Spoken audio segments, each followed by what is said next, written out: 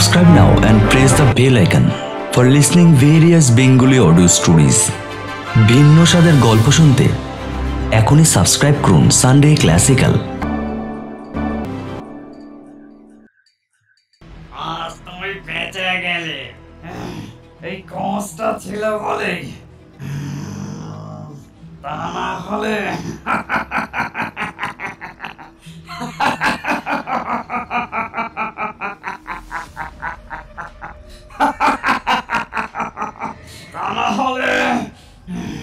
তোর ঘাড় মটকে রক্ত চষে খেতাম।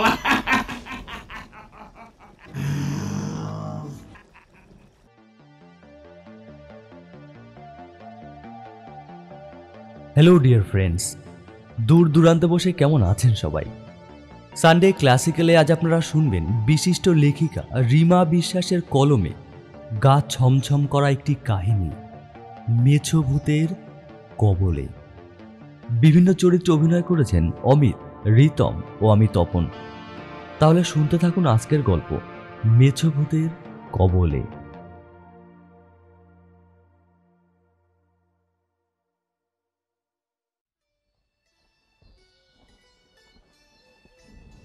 আষাঢ় মাসের ঠিক মাঝামাঝি সময়, টানা 3 দিন ধরে মুষলধারায় বৃষ্টি হয়ে চলেছে। আর এই প্রচণ্ড বৃষ্টিতে মাঠঘাট জলে প্রায় ডুবে যাওয়ার উপক্রম হয়েছে। তবে আজ দুপুরের পর থেকে বৃষ্টি একটু ধরে আসলেও একেবারে কিন্তু পড়া বন্ধ হয়নি, টিপটিপ করে অনবরত পড়েই চলেছে। বর্ষাকালে গ্রামের অবস্থা যা হয় তা সকলেরই জানার কথা। চারিদিকে শুধু জল আর জল, রাস্তায় 1 হাঁটু করে কাদা। সে যাই হোক, আমি এখন বলছি বংশীবদনপুর গ্রামের কথা। এই গ্রামের একেবারে শেষে 3 রাস্তার মোড়ে বকুলতলায় গদাইয়ের চায়ের দোকান। আর এই চায়ের দোকানে 12 মাস চ্যাংরা ও বয়স্ক লোকদের আড্ডা লেগেই থাকে। তবে সন্ধেবেলায় ছেলেদের ভিড় থাকলেও রাতের বেলায় তেমন একটা থাকে না। এই সময় চলে বয়স্ক লোকদের তাসের আড্ডা। আজও তেমনি প্রতিদিনের ন্যায় রাত্রিকালী তাসের আড্ডা বসার আয়োজন চলছে। রামু, বলাই, কানাই, পটলা আর আমি, এই 5 জনই টিকিয়ে রেখেছি এই চায়ের দোকানটি। আজ সবাই এসেছে, কিন্তু পটলা এখনও এসে পৌঁছয়নি, কারণ ওর বাড়ি অনেকটা দূরে। তার উপরে বর্ষাকাল, আর রাস্তার অবস্থাও খুব একটা ভালো না। তাই সবাই নানান বিষয়ে গল্প করতে লাগলাম নিজেদের মধ্যে। আমি চায়ের দোকানদার গদাইকে উদ্দেশ্য করে বললাম, গদাই, একটু কড়া করে চা বানা দেখি। এই ওয়েদার একটু গরম চায়ে গলা না ভেজাল আর চলছেই না রে। গদাই ব্যস্ত হয়ে বলল, হ্যাঁ বাবু, দিচ্ছি, এক্ষুনি বানিয়ে দিচ্ছি। একেবারে কড়া করে বানিয়ে দিচ্ছি, খেলে না শরীর একেবারে চনমনে হয়ে যাবে। একটু বাদেই সেখানে এসে পৌঁছলো পটলা। বালতির জলে পায়ের কাদা ধুয়ে গামছা দিয়ে পা মুছতে মুছতে বলল, আজ একটা নতুন ঘটনা ঘটেছে, সেই জন্য একটু দেরি হয়ে গেল। নতুন ঘটনার কথা শুনে কানাই জানতে চাইল, কি আবার নতুন ঘটনা ঘটলো রে? পটলা বলল, বলছি গো, আমাদের গায়ের পেছনে যে তাল দিঘি আছে না, সেইখানে বাঘ দিপাড়ার ময়নার মাকে ভূতে ধরেছে। গদাই চায়ের গ্লাসে চিনি গুলতে গুলতে চেঁচিয়ে বলল, হ্যাঁ, কি বললেন? কারে ভূতে ধরেছে? পটলা বলল, হ্যাঁ, এই 2 দিন ধরে নানান সব অনার সৃষ্টি করে চলেছে। আচার আচরণ একেবারে অস্বাভাবিক। সাধারণ মানুষের কোনো বৈশিষ্ট্যই যেন নেই। চোখ দুটো লাল হয়ে থাকে, গায়ের কাপড় অগোছালো, মাথার চুল এলোমেলো হয়ে সারা দিন পাগলের মতো এদিক ওদিক ঘুরে বেড়ায়। আর রাতের বেলা মাঠে যত মাছ ধরার আটন পাতা থাকে, সেইখান থেকে মাছ বের করে কাঁচা মাছ চিবিয়ে খায়। এই জন্যই কাল আমি তাকে আমাদের বাড়ির সামনে দিয়ে সন্ধ্যার সময় হনহন করে যেতে দেখলাম। গায়ের কাপড় এলোমেলো, মাথার চুল খোলা, আঁচলখানা পেছনে কাদাতে লোটাচ্ছে, হাত দুটো পেছনে বেঁধে মুখে কি সব বিড়বিড় করে বলছে আর টোলে টোলে হাঁটছে। এমন আচরণ আগে কখনো দেখিনি তো। কানাই বলল, দূর, এখনকার দিনে কেউ ভূতে বিশ্বাস করে নাকি? এইসব আজগুবি কথা, ভূত প্রেত ডাইনি পিশাচ, এইসব মিথ্যে কথা, ঠিক আছে? আদৌ এর কোনো বাস্তবতা নেই। কি বলেন শশীবাবু? আমি হলাম শশীকান্ত মজুমদার। ছোটবেলায় অনেক কষ্ট করে পড়াশুনো করেছিলাম। আমাদের এলাকার বেশিরভাগ মানুষই তেমন পড়াশুনো করে উঠতে পারেনি। তাই কখনো কোনো সমস্যায় তারা পড়লে আমার কাছেই পরামর্শ করার জন্য আসে। গায়ের লোকজন আমাকে সম্মান করে, আসলে আমিও তাদের খুব ভালোবাসি আর সম্মানও করি বলেই বোধ হয়। আসলে আমি বরাবরই একটু কম কথা বলি। কিছু সময় পর গম্ভীর গলায় আমি বললাম, তোমরা বিজ্ঞানের যুগে এসে এই কথা বললে চলবে না। আত্মা যে অবিনশ্বর সে কথা সবাই মানো তো নিশ্চয়ই। মানুষ মরলেও আত্মার তো মৃত্যু নেই, আত্মা তো অবিনশ্বর, এক দেহ ছেড়ে অন্য দেহে আস্তানা করে মাত্র। এখানে পটলা ও রামু একেবারেই ক্লাসের গণ্ডি মারায়নি, তবে কানাই ও বলাই মোটামুটি কোনো রকমের পড়াশুনো করেছে। গদাই চা নিয়ে এসে বলল, বাবু এই নিন চা খান, একেবারে কড়া করে বানিয়ে এনেছি। আমরা সবাই চায়ের ভাঁড় হাতে নিয়ে গরম চায়ে চুমুক দিয়ে চায়ের আমেজ নিলাম। বাইরে আবারও মুষলধারায় বৃষ্টি আরম্ভ হয়েছে। চারিদিকে ঘুটঘুটে অন্ধকার, প্রচণ্ড গর্জন করে মেঘ ডেকে চলেছে। মেঘের গুরু গুরু গর্জনের সাথে ব্যাঙেরাও গলা চড়িয়ে তালে তাল মিলিয়ে ডাকছে। গরম চায়ে চুমুক দিতে দিতে কানাই বলল, তাহলে কি আপনি বলছেন ভূত আছে? আমি আবারও গম্ভীর গলায় বললাম, আমার জীবনের চরম সত্য ঘটনা, যা আজও আমার চোখের সামনে ভাসছে। সেই ঘটনা মনে করলে এখনো আমার গলা শুকিয়ে আসে, গায়ের সারা লোম খাড়া হয়ে যায়।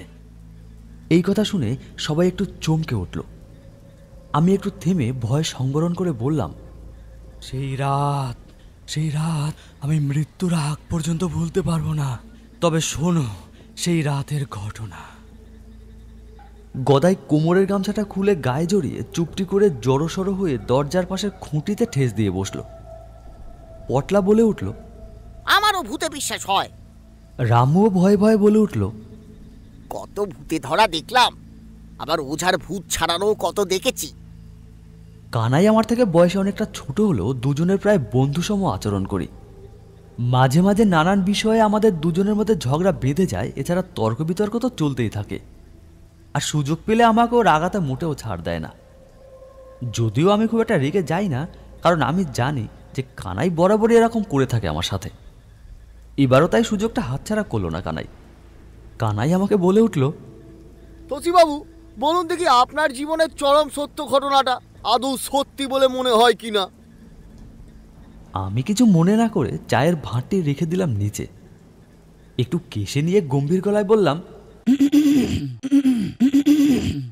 তখন আমার বয়স প্রায় 28। কাজবাজের চেষ্টা করছি, আর দাদার ঘাড়ের উপরে বসে খেতে ভালো লাগছে না। তাছাড়া বাবা মা যদি বেঁচে থাকতেন তাহলে ব্যাপারটা অন্যরকম ছিল। যদিও দাদা বৌদি আমাকে তাদের ভালোবাসা থেকে কখনো বঞ্চিত করে না, তবুও নিজের তো একটা কিছু করতে হবে। দাদার মাছ ধরার নৌকো ও জাল দুটোই আছে, তাই মাঝে মাঝে দাদার সাথে নৌকোয় যাই। দাদা অবশ্য নিয়ে যেতে চায় না, নৌকোয় যেতে চাইলেই সে বলে, তোকে এসব কাজ করতে হবে না, তুই মন দিয়ে চাকরির পড়াশোনাটা কর, এই সমস্ত কষ্টের কাজ তুই পারবি না। ছোটবেলা থেকে আমি পড়াশোনায় ভালোই ছিলাম। আমার দাদা অর্থাৎ সূর্যকান্ত মজুমদার পড়াশোনায় কোনোদিনই ভালো ছিল না, আর বাবাও কখনো পড়াশোনার জন্য দাদাকে জোর করতো না। বাবা বাড়িতে চাষবাস করতো, আর মাঝে মাঝে গ্রামের পড়ার কাকুর নৌকোয় মাছ ধরতে যেত নদীতে। দাদারও মাছ ধরাটা একটা নেশা ছিল, এই কারণেই এই নেশাকেই পেশা বানিয়ে নিয়েছে।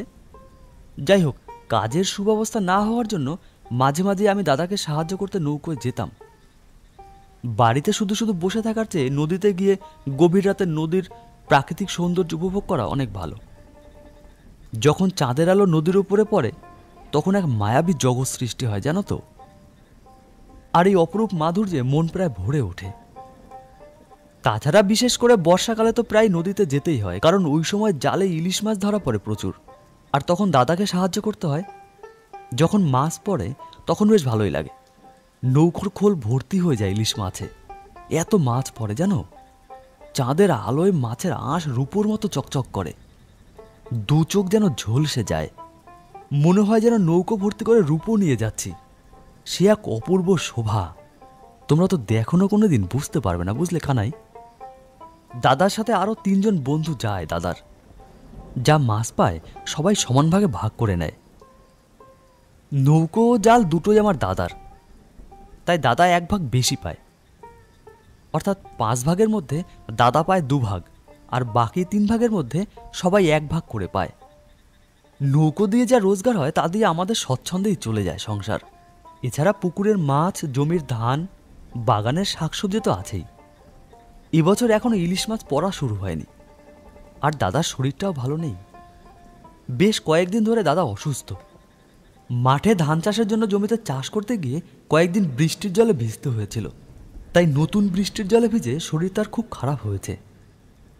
রণদা, বিজয়দা, হরিদা আর আমার দাদা, এই চারজনে মিলে নদীতে নিয়ে যায় নৌকো। হঠাৎ সেদিন সন্ধ্যেবেলায় হরিদা এসে দাদাকে বলল, বর্দা, গতকাল ভালো ইলিশ পড়েছে নদীতে, আর সবাই অনেক মাছও পেয়েছে। এ কথা শুনে তো দাদা একেবারে বিমর্ষ হয়ে পড়ল। কি করব বল ভাই, আমার শরীরটা আর ভালো নেই।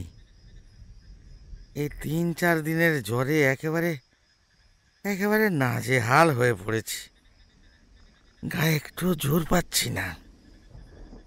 আর মাছ পড়ছে না বলে ভেবেছিলাম যে এই সময় বাড়ির জমির কাজগুলো সেরে নিই, তারপর না হয় নদীতে যাওয়া যাবে। কিন্তু তার কি আর উপায় আছে? হঠাৎই শরীর খারাপ হয়ে গেল। আরে মাছ তো পড়বেই। আরে এই গুঁড়ি গুঁড়ি বৃষ্টিতেই তো ইলিশ মাছটা পড়ে বেশি। দাদা, আমি আর হরিদা দুজনে মিলে যাই না নৌকো নিয়ে নদীতে? রণদার বিজয়দাও তো এখন নেই। ওদের বাড়ি ফিরতে বেশ কয়েকদিন সময়ও তো লেগে যাবে। এদিকে তোমার শরীরটাও তো ভালো নেই। এই কথা শুনে দাদা বলল, হ্যাঁ, তোর কি মাথা খারাপ হয়েছে নাকি? তুই আর পল্টু পারবি না রে। আর আমি নেই, পাগল হয়েছিস? আমি বললাম, না বলছি সেই তো বাড়িতেই বসে আছি। তাছাড়া তোমার সাথে নদীতে গিয়ে গিয়ে আমারও তো অনেকটা অভিজ্ঞতা হয়েছে। এছাড়া হরিদাও তো আমার সঙ্গে থাকবে, অসুবিধা কিছুই হবে না আমার, বুঝলে? দাদা একটু বিরক্তি সুরে বলল, না না না না না, কিছুতেই না, ওসব তোরা পারবি না। কিছুক্ষণ সবাই চুপচাপ বসে রইলাম। তারপর হরিদা বলল, তাহলে আমি বাড়ির দিকে যাই, তুমি সুস্থ হয়ে নাও, আর রণ আর বিজয় ওরাও আসুক, তারপরে না হয় যাওয়া যাবে। আমি তাহলে আসি। আমি মনে মনে ভেবেই নিলাম হরিদার সাথে নদীতে যাব। তাই মনে একটা ফোন দিয়েও এঁটে ফেললাম। আমি দাদাকে গিয়ে বললাম, দাদা, আমাদের নৌকোর অবস্থা কেমন আছে কে জানে, একটু দেখে আসবো নাকি হরিদার সাথে গিয়ে? তাছাড়া অনেকদিন তো হয়েই গেল, ওদিকে যাওয়াও হয় না। নৌকোটা তো সেই কবে থেকে পড়ে আছে ওখানে। আমার কথা শুনে দাদা একটু চিন্তিত সুরে বলল, হ্যাঁ, ঠিকই বলেছিস। যা যা, নৌকাটা একবার দেখে আয় তো। তবে হ্যাঁ, তাড়াতাড়ি ফিরে আসবি কিন্তু। আর হ্যাঁ, যাওয়ার সময় না লণ্ঠনটা নিয়ে যাস, বর্ষাকাল আর রাস্তাও ভালো নয়। এই কথা শুনে আমি লণ্ঠনটা নিয়ে তাড়াতাড়ি বেরিয়ে পড়লাম। একটু এগিয়ে গিয়ে হরিদাকে ডাকতে লাগলাম, কে, শশী নাকি? হ্যাঁ হরিদা, আমি শশী। হরিদা বলল, লণ্ঠন নিয়ে কোথায় যাচ্ছিস? কোথাও না, এই তোমার সঙ্গে একটু কথা ছিল আমার। তুমি আর আমি চলো না নৌকো নিয়ে যাই নদীতে মাছ ধরতে। দাদা তো আমাদেরকে যেতেই দেবে না। দেখছো না সবাই কত কত মাছ পাচ্ছে। আমরা গেলে দাদা জানতেই পারবে না, বুঝলে? তুমি তো নৌকো চালাতে পারো, আর আমারও তো কিছুটা জানা আছে। কিছু অসুবিধা হবেই না আমার মনে হয়। চলো না হরিদা। হরিদা একটু চিন্তা করে বলল, তুই ঠিকই বলেছিস, গেলে মন্দ হয় না। তাহলে চলো, নৌকোর অবস্থাটা কেমন আসে একবার দেখে আসি। তাছাড়া জালটাও তো নিয়ে যেতে হবে। জাল তো আমাদের বাড়িতেই আছে, তাহলে চল, জাল নিয়েই যাব। এতক্ষণ বৃষ্টি হচ্ছিল না। আমরা যাওয়ার উদ্যোগ করতেই টিপটিপ করে বৃষ্টি পড়তে শুরু করলো। ব্যাঙের ডাকের সাথে সাথে ঝোপে জারে লুকিয়ে থাকা ঝিঁঝি পোকার ডাক একসাথে মিলেমিশে রাতের অন্ধকারকে আরো গাঢ়তর করে তুলেছে।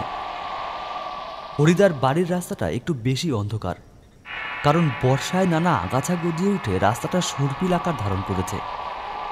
তার উপরে জল কাদা যেন একটু বেশি, তাই খুব সাবধানে ধীরে ধীরে কাদার মধ্য দিয়ে এগিয়ে যেতে হচ্ছে। হাঁটতে হাঁটতে বেশ কষ্ট হচ্ছে। হঠাৎ পায়ের তলায় কি একটা কেমন যেন একটু লম্বা আর নরম সাপের মতো মনে হলো। লাফ দিয়ে সামনে গিয়ে পড়লাম, আর আমার সমস্ত শরীর শিরশির করে কেঁপে উঠল। বর্ষাকালে গ্রামের রাস্তায় সাপের উপদ্রব একটু বেশি হয়। হরিদা আমাকে বলল, কি হয়েছে, লাফাচ্ছিস কেন? আরে পায়ের নিচে সাপ পড়লো নাকি? আমি বললাম, হে হবে হয়তো। একটু হাঁটার পরেই হরিদার বাড়ি গিয়ে পৌঁছলাম আমরা। তারপর জাল নিয়ে সঙ্গে সঙ্গে বেরিয়ে পড়লাম, কারণ বেশি দেরি করা যাবে না। দেরি হলে রাতে আবার বেরোনো মুশকিল হয়ে যাবে। তাছাড়া 9টা প্রায় বেজে গেছে, আর রাত 9টা মানে গ্রামের চারিদিকে নিঝুম ও নিস্তব্ধ, অর্থাৎ প্রায় সব বাড়িতেই আলো নিভে গেছে। গ্রামে সবাই ঘুমিয়েও পড়েছে। হরিদার বাড়ি থেকে বেরিয়ে হাঁটতে হাঁটতে আমি বললাম, রাস্তা ঘুরে যেতে হলে অনেক দেরি হয়ে যাবে হরিদা, তাই মাঠের মধ্যে দিয়ে চলো, তাড়াতাড়ি যাওয়া যাবে। হরিদাও বলল, হ্যাঁ ঠিক বলেছিস, মাঠের মধ্যে দিয়ে আল ধরে গেলে একেবারে নদীর বাঁধে গিয়ে উঠতে পারবো। তবে আলের মাটি বর্ষাকালে একটু নরম হয়ে যায়, তাই সাবধানেই হাঁটতে হবে। বেশ কিছুক্ষণ হাঁটার পর নদীর বাঁধে এসে পৌঁছলাম। নদীর বাঁধ ধরে নৌকোর ঘাটে যেতে একটা বড় বটগাছ পড়ে। ওই বটগাছের নিচে গায়ের শ্মশান। বটগাছটা দেখে আমি হরিদাকে বললাম, জায়গাটা বড় ভুতুরে। সবাই বলে এখানে নাকি ভূত আছে। লোকে বলে রাতের বেলায় নাকে সুর করে কে যেন কাঁদতে থাকে আর পাগলের মতো প্রলাপ বকতে থাকে। আবার কখনো কখনো কেউ দেখেছে বিশাল আকারের দেহ নিয়ে কেউ দাঁড়িয়ে আছে। নদীর বাঁধে এই সময় মানুষজন নেই, শুধু আমরা দুজনে হেঁটে চলেছি। শ্মশানের পাশ দিয়ে যখন যাচ্ছিলাম তখন যেন একটা হালকা হাওয়া আমার গায়ের পাশ দিয়ে চলে গেল, আর শীতল হাওয়ার স্পর্শে আমি শিউরে উঠলাম। সঙ্গে সঙ্গে আমার মাথার উপর দিয়ে একটা ভুতুম পেঁচা বিকট সুরে ডাকতে ডাকতে ডানা ঝাপটে উড়ে চলে গেল। আমি ভয় পেয়ে চেঁচিয়ে ডেকে উঠলাম, হরিদা! কেন, ভয় পেলি নাকি? আমি বললাম, না না, তবে কেমন একটা গা ছমছম করছে, তুমি একটু ধীরে ধীরে চলো। আরে দূর, ওটা পেঁচা ছিল। এই তো চলে এসেছি। তুই দেখ, ঘাটে মাত্র 2টো নৌকো বাঁধা আছে, আর সব নৌকো প্রায় চলে গেছে নদীতে মাছ ধরতে। সব কিছু তো ঠিকই আছে, তাহলে চলো, আর দেরি করে লাভ নেই। এবার আমরা বাড়ির উদ্দেশ্যে রওনা দিলাম। হরিদা বলল, শশী, আমি ঠিক 1টা নাগাদ তোদের বাড়িতে যাব, কিন্তু তুই একেবারে তৈরি হয়ে থাকবি, আর ডাকা মাত্রই বেরিয়ে পড়বি, বুঝতে পেরেছিস? হরিদার কথায় সম্মতি জানিয়ে বললাম, তুমি একদম চিন্তা করো না হরিদা, আমি তৈরি হয়ে থাকবো। এবার শ্মশানের পাশ দিয়ে যখন ফিরছিলাম তখন আমার সমস্ত শরীর যেন ভারী হয়ে গেল। মনে হচ্ছে কেউ যেন আমার কাঁধের উপর চেপে বসে আমাকে আষ্টে পৃষ্ঠে জড়িয়ে ধরে রেখেছে। আমার দম বন্ধ হয়ে আসতে লাগলো, আমি কিছুতেই যেন হাঁটতে পারছি না। আমি চেঁচিয়ে উঠে হরিদাকে বললাম, হরিদা, লণ্ঠনটা একটু এগিয়ে ধরো। হরিদা বলল, এই নে, লণ্ঠনটা তাহলে তুই ধর। না না, তার আর দরকার নেই, একটু এদিকে ধরলেই চলবে। লণ্ঠনটা আমার সামনের দিকে ধরতেই আমার সমস্ত শরীর হালকা হয়ে গেল, যেন আমার কাঁধের উপর থেকে ভারী একটা বোঝা সরে গেল। বটগাছ ছেড়ে রেখে যখন আমরা মাঠের কাছে এলাম তখন হরিদা বলল, তুই আমার সঙ্গে গেলে অনেকটা ঘুরে তোকে যেতে হবে। এক কাজ কর, নদীর বাঁধ বরাবর এই রাস্তা দিয়ে চলে যা, তাহলে তাড়াতাড়ি পৌঁছতে পারবি। আমি আল দিয়েই চলে এলাম। আমি বললাম, ঠিক আছে, এই রাস্তা দিয়েই আমি চলে যাচ্ছি। হরিদা বলল, লণ্ঠনটা আমি তাহলে নিয়ে যাচ্ছি। মাঠের মধ্যে আলের রাস্তা দেখতে না পেলে অসুবিধা হবে। এই সময় সাপের ভয় খুব, আর আমি না ডাকা পর্যন্ত তুই ঘর থেকে বেরোবি না। সাবধানে যাস তাহলে। হ্যাঁ আচ্ছা, তুমি সময় মতন চলে এসো তাহলে। আর কথা না বাড়িয়ে দুজনে দুদিকে হাঁটতে শুরু করলাম। লণ্ঠনটা হরিদা নিয়ে যাওয়াতে বেশ অসুবিধা হচ্ছে, তাই মাঝে মাঝে বিদ্যুতের ঝলকানিতে চারিদিকটা একবার দেখে নিচ্ছি। বেশ ভয় ভয় লাগছে, কেন জানি না আজ এমন অস্থির লাগছে। কিছুক্ষণ হাঁটার পর আমি স্পষ্ট শুনতে পেলাম কে যেন আমাকে অনুসরণ করে হাঁটছে। প্রথমে একটু অবাক হলাম যে এত রাত্রে কে আসছে আবার আমার পেছন পেছন। এতক্ষণ কাউকে তো দেখতে পেলাম না কাছে দূরে, হঠাৎ কি এলো? কিছুক্ষণ হাঁটার পর আবার একটু দাঁড়ালাম, তখন দেখলাম আর কোনো শব্দ শুনতে পাচ্ছি না। বেশ কিছুক্ষণ হাঁটার পর আবার পরিষ্কার শুনতে পেলাম কেউ যেন ঠিক আমার পেছনে পেছনে হেঁটে হেঁটে আসছে। এবার আমার প্রচণ্ড ভয় লাগলো এবং সমস্ত শরীর অবশ হয়ে যাচ্ছিল। এই বৃষ্টিতেও যেন সমস্ত শরীর দিয়ে দরদর করে ঘাম ঝরতে লাগলো। পা দুটো যেন কিছুতেই আর চলছে না, মনে হচ্ছে কে যেন আমার পা দুটোকে চেপে ধরে রেখেছে। আমি যতই দ্রুত হাঁটার চেষ্টা করছি কিছুতেই যেন আর পারছি না হাঁটতে। মনটাকে শক্ত করে এগোতে লাগলাম, তবে মনস্থির করলাম যে বাড়ির ঠিক কাছাকাছি গিয়ে একবার বিদ্যুতের আলোয় দেখব আসলে ব্যাপারটা কি। যত তাড়াতাড়ি সম্ভব হাঁটার চেষ্টা করলাম আর অপেক্ষা করতে লাগলাম কখন বিদ্যুৎ চমকায়। বাড়ির ঠিক প্রায় সামনে আসতেই মনের জোর বেড়ে দ্বিগুণ হয়ে গেল। একসঙ্গে প্রচণ্ড গর্জন করে মেঘ ডেকে ওঠা মাত্রই আমি পেছন ফিরে তাকালাম, কিন্তু বিদ্যুতের আলোয় কিছুই দেখতে পেলাম না। মনে একটু সাহস হলো, তারপর সব কিছু ভুলে গিয়ে বাড়ির মধ্যে প্রবেশ করলাম। বাড়ি পৌঁছানোর পর ভাত খেতে বসেছি, ঠিক তখন দাদা আমাকে নৌকোর প্রসঙ্গে জিজ্ঞাসা করলো। আরে বলছি, নৌকার অবস্থা কেমন দেখলি? সব ঠিক আছে তো? আমি বললাম, হ্যাঁ নৌকো তো ঠিকই আছে, তবে ঘাটে দেখলাম একটা দুটো নৌকো ছাড়া সব নৌকোয় চলে গেছে নদীতে মাছ ধরার জন্য। দাদা আর কিছুই বলল না। এরপর খাওয়া দাওয়া সেরে শুয়ে পড়লাম তাড়াতাড়ি। বিছানায় শুয়ে নানান কথা ভাবতে লাগলাম, বিশেষ করে শ্মশানের কাছে পেঁচার ওই রকম উড়ে যাওয়ার কথা, আবার বাড়িতে ফেরার সময় পথের ওই সব ঘটনা সবই মনে পড়তে লাগলো। সব কিছুই মনের দুর্বলতা মনে করে ঘুমানোর চেষ্টা করলাম। তাছাড়া আমি তো আর একা যাব না, আমার সাথে হরিদাও তো যাবে। এইসব 7-5 ভাবতে ভাবতে কখন যেন চোখের পাতা লেগে গেছিল, বুঝতেই পারিনি। হঠাৎই ঘুমের মধ্যে শুনতে পেলাম কে যেন ঠিক আমার বিছানার পাশে বেড়ার বাইরে অন্ধকারের মধ্যে থেকে ফিস ফিস করে ডাকছে আমাকে, শশী। তখনই আমার ঘুম ভেঙে গেল। কে ডাকলো ঠিক বুঝতে পারলাম না তো, তবে হরিদা তো আমাকে এসে ডাকবে বলেছিল, মনে হচ্ছে হরিদাই হবে। চুপ করে অপেক্ষা করছিলাম আর একবার ডাকে কিনা সেজন্য, কেননা ঘুমের মধ্যে ভুলও তো শুনতে পারি। তাছাড়া মায়ের কাছে ছোটবেলায় শুনেছি যে কেউ একবার ডাকলে এক ডাকে সাড়া দিতে নেই। কিছুক্ষণ পরে আবার শুনতে পেলাম সেই ফিস ফিস স্বরের ডাক, শশী। হ্যাঁ, এ তো হরিদাই ডাকছে মনে হচ্ছে, তাছাড়া আর কে ডাকবে। ডাক শুনতে পাওয়া মাত্রই উঠে পড়লাম। দাদা যেন শুনতে না পায় তাই তাড়াতাড়ি বাইরে বেরিয়ে এলাম। বাইরে বেরিয়ে দেখলাম হরিদা তো অনেকটা দূরে পেছন ঘুরে দাঁড়িয়ে আছে। অন্ধকার ঠিক পরিষ্কার দেখা যাচ্ছে না তাকে, তবে ও নিশ্চয়ই হরিদাই হবে। তবে হরিদা এত তাড়াতাড়ি চলে এলে কেন ঠিক বুঝতে পারলাম না তো। আমি জিজ্ঞাসা করলাম, হরিদা লণ্ঠনটা নিয়ে এলে না কেন? হরিদা কোনো কথার উত্তর দিল না, আমাকে দেখেই হাঁটতে শুরু করলো। ভাবলাম দাদা জেগে যাবে তাই বোধহয় কোনো কথা বলছে না।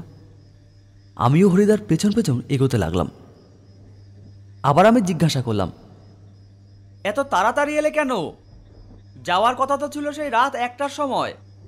এবারও কোনো উত্তর পেলাম না। বাইরে এখন বৃষ্টি হচ্ছে না, তবে প্রচণ্ড মেঘে অন্ধকার করে এনেছে চারিদিক। মনে হচ্ছে এখনই বুঝি বৃষ্টি নামবে। হরিদা খুব দ্রুত হেঁটে চলেছে। আমি ভাবলাম বোধহয় কথা বলতে গেলে দেরি হয়ে যাবে, তাই তাড়াতাড়ি যাওয়ার জন্য কথা বলছে না। বুঝতেই পারলাম না কখন নদীর ঘাটে এসে পৌঁছলাম। এবার শ্মশানের কাছ দিয়ে যাওয়ার সময় একবার বটগাছটার দিকে তাকালাম, কিন্তু কিছুই মনে হলো না এবং শরীরেও কিছু অনুভব করলাম না। ঘাটে এসে দেখলাম এখনও জোয়ারের জল আছে বটে, সুতরাং নৌকো নদীতে নামাতে বেশি কষ্ট হবে না। আমি নৌকোয় উঠে বসা মাত্রই হরিদা কাছির দড়ি খুলে জোরে নৌকো ঠেলে নিয়ে নৌকোর উপর লাফ দিয়ে উঠে পড়ল। আমার মনে কেমন যেন একটু সন্দেহ হলো। মনে মনে ভাবলাম, হরিদা একা এত জোরে নৌকো ঠেললো কিভাবে? আবার সমস্ত শরীর কালো একটা কাপড় দিয়ে ঢাকা, কিছুতেই যেন তার মুখ দেখতে পাচ্ছি না আমি। রাস্তায় কোনো কথাও তো বলল না সে। ব্যাপারটা কেমন যেন একটা ভুতুরে ভুতুরে লাগলো।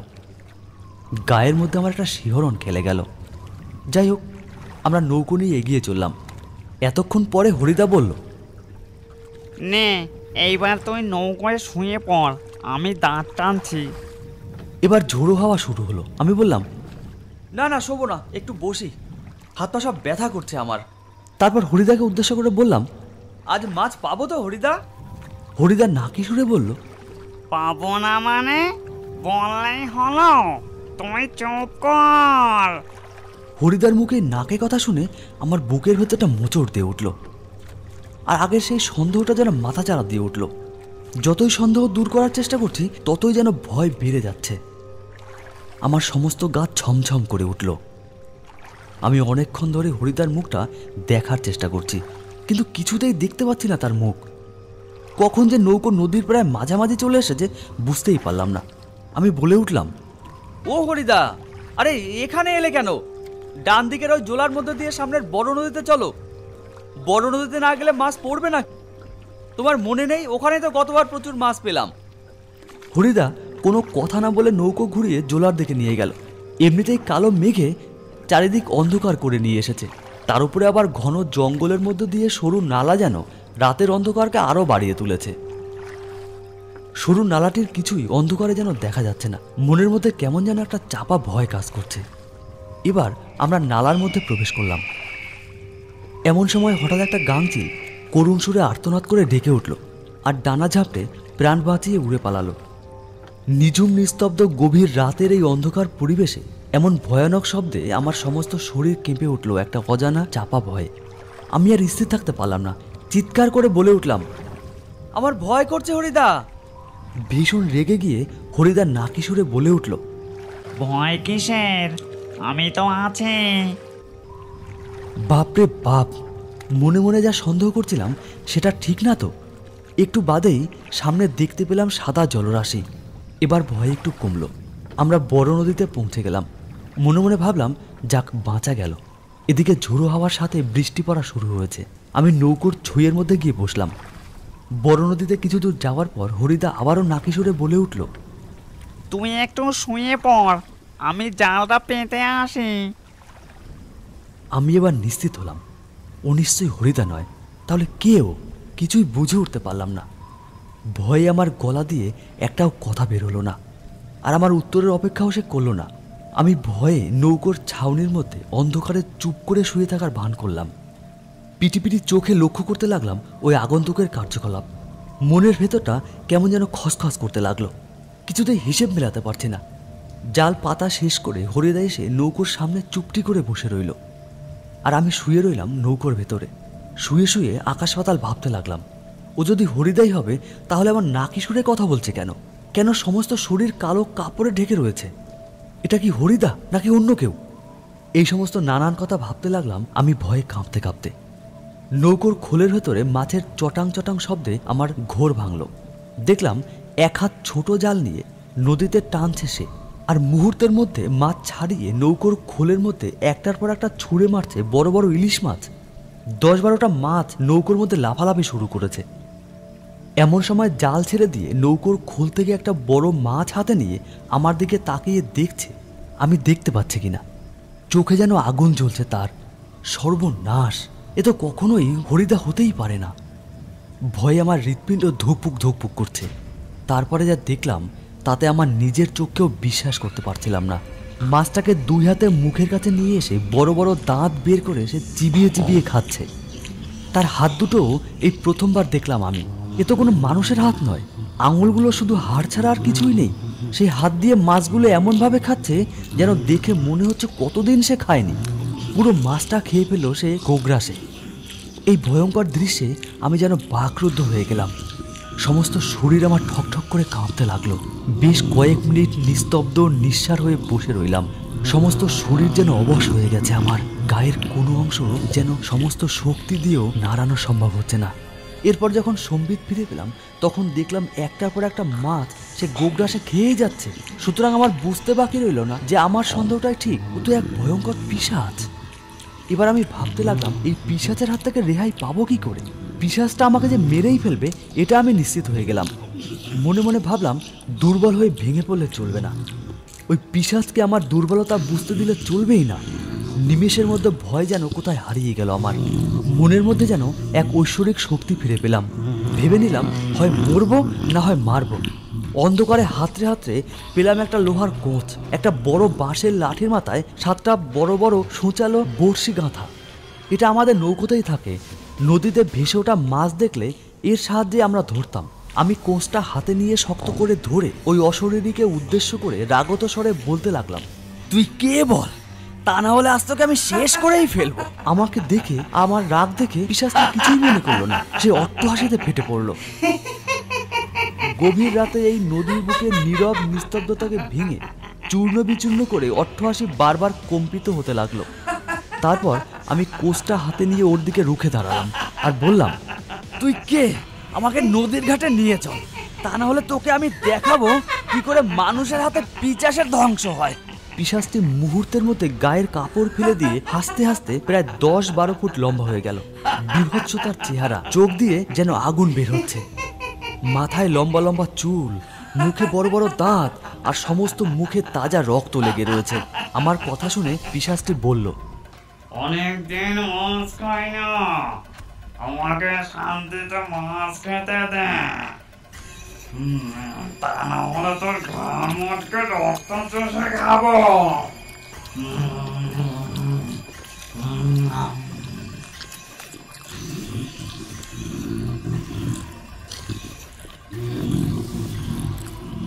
কোষটা নিয়ে প্রচন্ড শক্তিতে উঠে এসে রুখে দাঁড়ালাম। আর যেই পিশাচটাকে লক্ষ্য করে কোষটা ছুঁড়তে যাব, অমনি পিশাচটা আমাকে বলে উঠল, দাঁড়া দাঁড়া, আমি বলছি।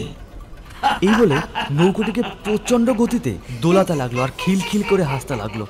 আমিও কোষ নিয়ে রুখে দাঁড়ালাম আর চিৎকার করে বললাম, তুই কে বল, তা না হলে তোকে আমি শেষই করে ফেলবো আজ। অশরীরটি ঘাবড়ে গিয়ে বলল, আমি মাছ খেতে এসেছি, অনেকদিন মাছ খাই না, তাই তোর সঙ্গে এসেছে মাছ খেতে। আমি বললাম, কি করে তুই আমার সঙ্গে এসেছিস সেটাই বল, তা না হলে কোঁচ তোর বুকে বসিয়ে দেবো একেবারে। আসলে কোঁচের মাথায় যে লোহার বড়শিগুলো লাগানো ছিল, পিশাচটি তাতেই কাবু হয়ে যাচ্ছে। পিশাচ নাকি লোহাকে ভয় পায়। আমার কথা শুনে পিশাচটি মুখ থেকে গোঙানির আওয়াজ বের করে নাকি সুরে বলল, শ্মশানের কাছ থেকে আমি তোদের কথাবার্তা শুনেছি, তারপর তোর পেছন পেছন বাড়িতে গেছিলাম।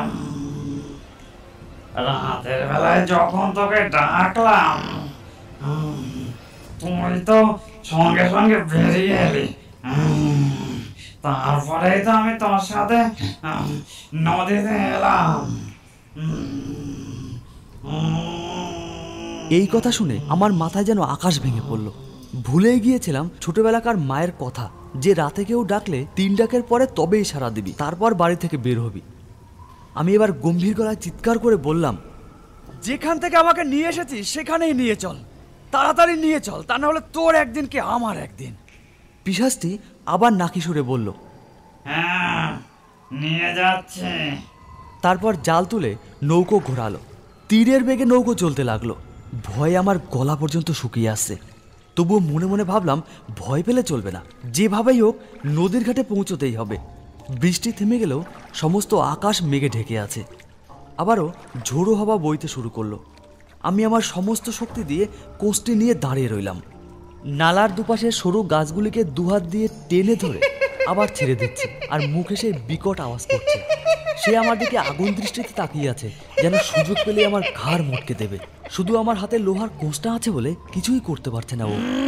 পিশাচটি আমাকে ছাড়বার পাত্র নয়, সেটা আমি বুঝে গেছি। নদীর এদিক সেদিক নৌকোটি চালিয়ে বেড়াতে লাগলো আর একটি সুযোগের অপেক্ষা করতে লাগলো, কিন্তু আমাকে মারার কোনো সুযোগই সে পাচ্ছে না। আবার আমাকে ভয় দেখানোর জন্য নৌকোটাকে জলের মধ্যেই চরকির মতো ঘোরাতে লাগলো তার অপশক্তির সাহায্যে। নৌকোটা বনবন করে ঘুরছে, মনে হচ্ছে যেন আমি নৌকো থেকে জলের মধ্যে পড়ে যাব। আবার মনে হচ্ছে যেন নৌকোটা তীরের মতো সপাত করে জলের মধ্যে ঢুকে নদীর তলদেশে পৌঁছে যাবে। আমি কোনো রকমে নিজেকে সামলে নিয়ে কোষটা উঁচিয়ে ধরে চিৎকার করে বলে উঠলাম, তবে রে, এইবার তোকে আমি শেষ করেই ফেলব। পিশাচটি আমার হুঙ্কারে আবার শান্ত হলো। তারপর আবার স্বাভাবিকভাবেই নৌকো চালাতে শুরু করলো সে। এরপর আমরা নালা পার হয়ে ছোট নদীর মাঝখানে এসে পড়লাম। বুকের মধ্যে দুরু করছে, যেন হৃৎপিণ্ডটি সজোরে বাইরে বেরিয়ে আসতে চাইছে, কিন্তু আমি কিছুই বুঝতে দিচ্ছি না ওকে। একটু ভয় পেলেই ও আমাকে চেপে ধরবে। এদিকে আকাশে কালো মেঘ বিদীর্ণ করে ভোরের আলো ফোটার প্রাক মুহূর্ত চলছে। এবার যেন একটু সাহসও পাচ্ছিলাম। রাত শেষ হয়ে যাওয়াতে পিশাচটি ভয়াক্রান্ত হয়ে পড়ছে, আর যতটা জোরে সম্ভব নৌকোর দাঁড় বেয়ে চলেছে।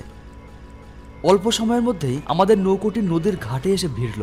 তখন হঠাৎ ভয়ানক অশরীরই যেন ভয়ঙ্কর দানবের আকার ধারণ করে আমার দিকে তার ধারালো নখ সমেত হাত দুটো বাড়িয়ে আমার গলা চেপে ধরার চেষ্টা করলো, কিন্তু আমার হাতে থাকা কোষটি আমার রক্ষা কবচের কাজ করলো।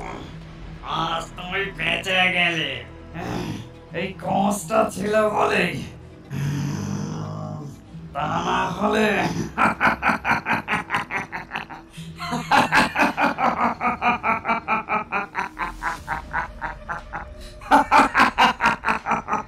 তা না হলে খেতাম। তারপর বিশাল দানবটি অট্টহাসিতে আকাশ বাতাস কাঁপিয়ে দিয়ে প্রচণ্ড ঝড়ের বেগে মুহূর্তের মধ্যে মিশে গেল বাতাসে। আমি যেন প্রাণ ফিরে পেলাম আমার নিথর শরীরে। কোঁচটা নৌকোর উপরে ছুঁড়ে দিয়ে ধপাস করে বসে পড়লাম, আর সমস্ত শরীর দিয়ে আমার দরদর করে ঘাম বেরোতে শুরু করলো। ভোরের শীতল হাওয়ায় সমস্ত শরীর যেন জুড়িয়ে গেল। ধীরে ধীরে ক্লান্ত হয়ে পাটাতনের উপরে শুয়ে পড়লাম। মেঘমুক্ত আকাশ ভোরের রক্তিম আলোয় জ্বলজ্বল করে উঠল। রাতের সমস্ত কালো মুছে গেছে, বর্ষাও থেমে গেছে। এদিকে আমার দাদা আর হরিদা দৌড়তে দৌড়তে আসছে আমাকে খুঁজতে। দাদা পাগলের মতো আমার সারা গায়ে হাত বুলোতে লাগলো আর বলতে লাগলো, ভাই, এই ভাই, হ্যাঁ রে, তোর কিছু হয়নি তো? তোকে কতবার বলেছি বলতো, হ্যাঁ, যে 3 বার না ডাকলে কোনো দিন ডাকের সাড়া দিবি না, আর বাইরেও বেরোবি না। এই জন্যেই তো তোদের আমি একা ছাড়তে চাইনি।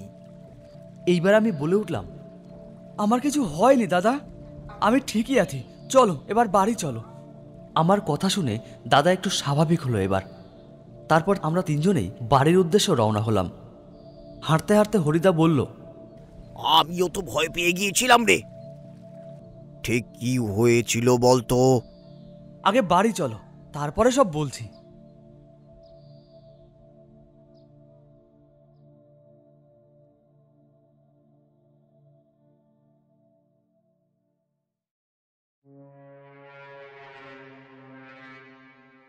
শুনছিলেন লেখিকা রিমা বিশ্বাসের কলমে মেছো ভূতের কবলে। গল্পটির সাউন্ড ডিজাইন করেছে 62 FPS স্টুডিও এবং পোস্টার ডিজাইন করেছে চিত্রায়ন। বন্ধুরা, গল্পটি আপনাদের কেমন লাগলো? গল্প বিষয়ে ভালো মন্দ মতামত আমাদেরকে জানাতে ভুলবেন না। আপনাদের মূল্যবান মতামতের উপরে ভিত্তি করেই ভবিষ্যতের পথে এগিয়ে চলতে চায় টিম সানডে ক্লাসিক্যাল। আজ এ পর্যন্তই। আগামী সপ্তাহে আরেকটি নতুন গল্প নিয়ে হাজির হব টিম সানডে ক্লাসিক্যাল। ধন্যবাদ।